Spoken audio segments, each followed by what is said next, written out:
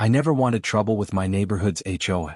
All I wanted was to enjoy my retirement in peace, fishing on the small lake behind my house. But some people just can't help pushing their luck. It started on a beautiful Sunday morning. I had just bought my dream fishing boat after saving for years. Nothing fancy, just a simple 18-foot base boat that would let me enjoy my golden years on the water. I'd parked it in my driveway overnight before taking it out for its first proper trip on the lake. I was loading my fishing gear when a sharp knock on my door interrupted me. Opening it, I found myself facing Susan Miller, the HOA president. Her pinched face looked even more sour than usual. "Mr. Thompson," she said without bothering with a greeting, "that boat cannot stay in your driveway. It violates HOA regulations." I blinked, confused. "I just brought it home yesterday. I'm taking it out on the lake today.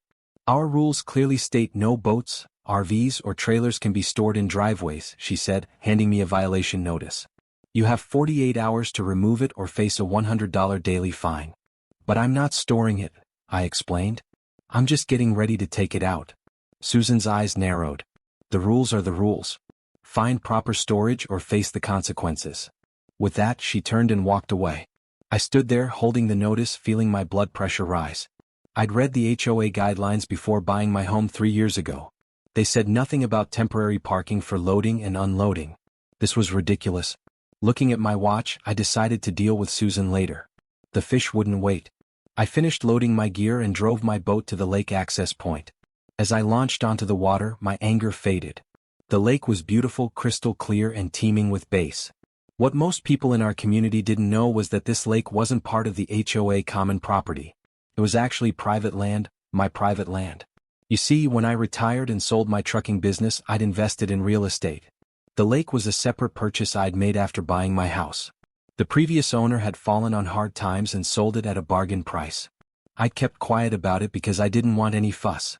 I just wanted a place to fish in peace. The HOA fishing club had been using the lake for years, assuming it was community property. I never minded sharing until now. After a peaceful day on the water, I returned home to find another notice taped to my door.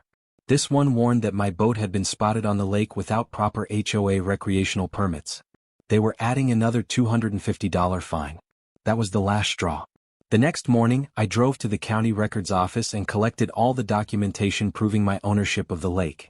Then I called my lawyer, explaining the situation and asking for advice. "You're well within your rights to restrict access," he told me.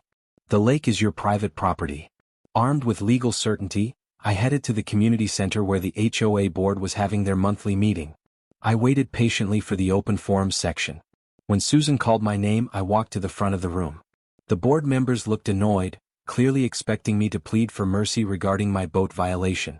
"I'm here about the lake," I said calmly. Susan frowned. "That's not on today's agenda, Mr. Thompson." "I think you'll want to hear this," I replied, opening my folder. "I have here the deed and property records showing that I am the legal owner of Lakeside Lake. It is not HOA property. It is my private property." The silence in the room was deafening. Board members exchanged nervous glances. "That's impossible," Susan finally sputtered. "The lake has always been part of the community amenities." I slid the documents across the table. "Feel free to verify with the county. The lake was sold separately from the development 5 years ago. I purchased it 3 years ago." Robert Jenkins, the HOA treasurer and head of the fishing club, turned pale. "But we've been holding our fishing tournaments there for years." "Yes," I nodded. "And I've allowed that because I believe in being neighborly. However, given recent events, I'm reconsidering my position." Susan finally found her voice. "What do you want, Thompson?" I smiled. "First, I want all fines related to my boat dismissed. Second, I want the HOA guidelines amended to allow for temporary parking of boats for loading and unloading. And third, I want a written apology." The board huddled together, whispering furiously. After a few minutes, Susan turned back to me. "Fine. The fines are dismissed and we'll review the guidelines. But an apology is unnecessary." I shrugged and collected my papers. "That's your choice. By the way, effective immediately, the lake is closed to all fishing club activities. I'll be posting private property signs tomorrow. Anyone found on the lake without my express permission will be trespassing." The uproar was immediate. Robert jumped to his feet, his face red with anger. "You can't do that. We have a tournament scheduled this weekend. 30 members are participating." Actually, I can, I replied calmly. It's my lake. But I'm a reasonable man. I'm sure we can work something out.